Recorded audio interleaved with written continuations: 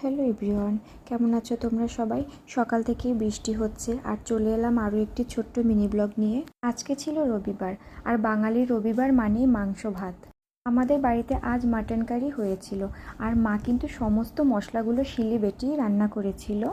হলুদের গুঁড়োটা আমরা ব্যবহার করেছিলাম, কারণ হলুদ ঘরে ছিল না, তো সেই জন্য ওটা আমরা বাটা করিনি। যখন ছোট ছিলাম তখন মা কিন্তু এভাবেই সমস্ত রান্নাগুলো করতো। আমি মাকে একটু সাহায্য করেছিলাম মাত্র, পুরো রান্নাটা কিন্তু সে একাই করেছিল।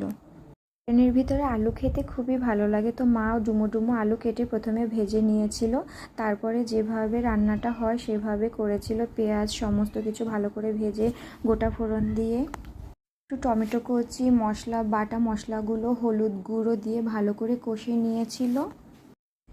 এরপর একটু নেড়েচেড়ে টক দই মিশিয়ে নিয়েছিল আর একটু নুন দিয়েছিল। মাংসটা কষানো হয়ে যাওয়ার পরে আর বাকি ভিডিওটা আমি নিতে পারিনি, বৃষ্টি শুরু হয়ে গেছিলো আর আমি ছাদে সমস্ত জামা কাপড় তুলতে চলে গেছিলাম।